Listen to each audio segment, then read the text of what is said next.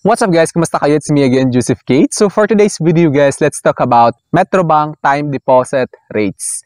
So pag-uusapan natin guys yung time deposit na ino-offer ni Metrobank, which is yun yung may pinakamataas na offer or binibigay na returns or interest rates within certain period of time. Kasi pag sinabing time deposit guys, it involves cash of course. Hindi lang siya basta na lang mag-open kayo ng account, ng time deposit account sa Metrobank, tapos gano'n na yon.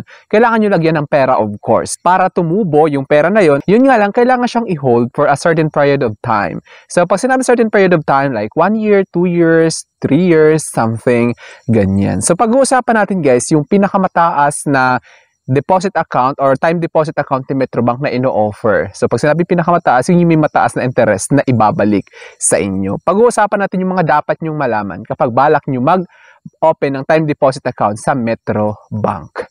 Pero bago yun, nais muna kitang imbitahan na mag-subscribe sa YouTube channel ko kung bago ka pa lang kasi marami pa akong i-share ng mga tutorials, knowledge, and experience of mine in the future.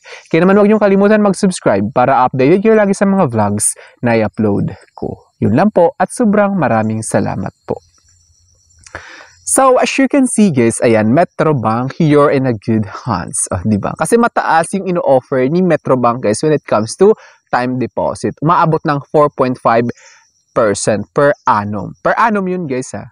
As you can see, yes, is time deposit rates and fees. So, as you can see, ayan, mga barya-barya, tapos may relo. Kasi time deposit, diba? Then, meron kasing iba't ibang klaseng time deposit account si Metrobank. Merong peso regular time deposit account at saka may online time deposit.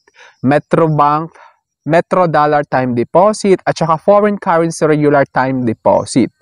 So, yung involved na currency is US dollar, British pound sterling, at saka euro. Tapos may Japan yen, may Swiss franc, at saka may Chinese yuan, renminbi, then Canadian dollar, at saka may Australian dollar, may Hong Kong dollar, at saka Singapore dollar. Pero yung pag-uusapan natin ngayon guys is yung online time deposit, which is yun yung may pinakamalaking ino-offer na returns or percentage na tutubuin sa i-deposit ninyong pera. Kasi yung iba, minimal lang yung return. So pag-uusapan natin yung online time deposit account ni Metrobank na may ino-offer na mataas na returns or interest rates. So as you can see guys, sa online time deposit, so sa placement amount niya is 10,000 to 49,999. Sa 30 to 59 days lang na i-deposit niyo yung pera na yon, i-hold yun ng bangko guys ha, hindi niyo magagalaw yun. It's because it is time deposit. So may certain period of time lang siya. Like for example dito, 30 to 59 ibig sabihin days. 4.125% yung tutubuin ng 10,000 to 49,999 pesos. Ngayon, kung gusto niyo naman, umabot siya ng 60 days up to 179 days, 4.125% din. Tapos, ganun din, kapag umabot din siya ng 180 to 364 days, 4.125% lang din. So, sa 50,000 naman, as you can see, to 199,999. Sa 30 to 59, hanggang 60 to 179 days, 4.125% yung ino-offer nila. Tapos, yung sa 180 to 364 days is 4.250. Ganon din guys, sa 200,000 to 499,000. Same lang siya. 4.125%, 30 days to 179 days. Then, 4.250 naman sa 180 to 364 days. Tapos sa 500,000 to 999,999, 4.125% then sa 30 days to 179 days. Pero kasi guys, meron kayong option, tatlong term siya, di ba? 30 to 59 days, 60 to 179 days. So, 30 to 59 days, 4.125. Ganun din sa 60 to 179 days. Ngayon, sa 500,000 to 999,999, sa 180 days to 364 days, mas mataas siya, 4.375% yung i-offer. Kapag mas matagal nyo ilalagak or i-invest. Parang investment na rin to guys. Pero low risk lang siya. It's because sure yung returns. Compared to other investment, may losses yun. Compared dito, fixed interest rate ito. 4.375% sa 500,000 to 999,000. Ganon din guys sa 1 million to 4,999,999. So, mas mataas na sa 30 to 59 days yung tutubuin ng 1 million to 5 million.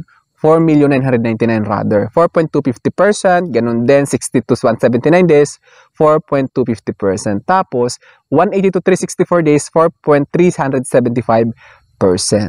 Ngayon naman, kapag 5 million to 9 million and 999,999, 4.250%, 30 to 59 days, tapos 4.250% din, 60 to 179 days. Tapos ngayon, ito na guys, yung pinakamataas, 180 to 364 days, 4.5% na siya.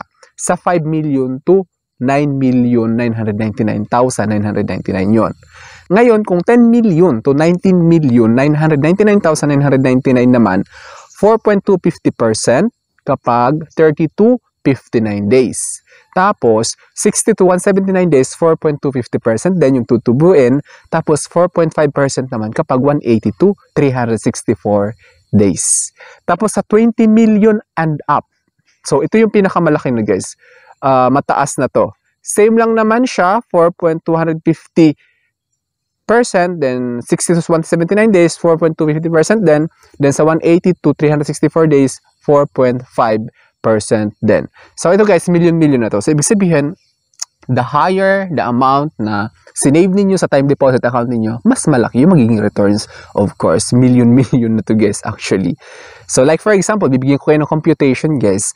Halimbawa, yung sinave ninyo is 5 million. So, yung rate ng 5 million guys is, halimbawa, 30 days to 59 days nyo lang isi-save or ipapahold yung 5 million ninyo. So, yung tutubuin guys is 4.250%. So, ngayon, yung 5 million na yon, 5 million times 4.250%. So, sa tutubuin ng 5 million nyo guys is 212,500 after yan ng 30 to 60 days. Ibig sabihin, 2 months lang yung 5 million ninyo, may tutubuin agad kayo 200,000. Diba ang laki? Kaya naman yung iba, mas prefer yung time deposit kasi malaki talaga yung kitaan kapag million na yung usapan. So ito guys, things to know kapag balak mo mag-open ng time deposit account sa Metrobank. Before you open a Metrobank time deposit account, here are a few helpful things to remember or consider. Interest rates. Earn a higher interest rate for your time deposit compared to a regular savings account. Rates can be high as 4.5% per annum. Tulad ng kanina ng binasa ko lahat, di ba? Depending on the amount you deposit and the chosen term. So, depende sa amount, depende sa chosen term, mas mataas yung magiging interest kapag mas matagal at saka mas malaking amount. Settlement account needed. Before opening a time deposit account, you need a Metrobank account to nominate as settlement account. So ano nga ba yung ibig sabihin ng settlement account guys kapag balak nyo mag-open ng account sa time deposit ni Metrobank? Dito papasok yung pera nyo guys. Kapag balak nyo nang i-withdraw, so dito siya i-deposit ni Metrobank. So to get started, visit any branch ni Metrobank. So yun lamang guys.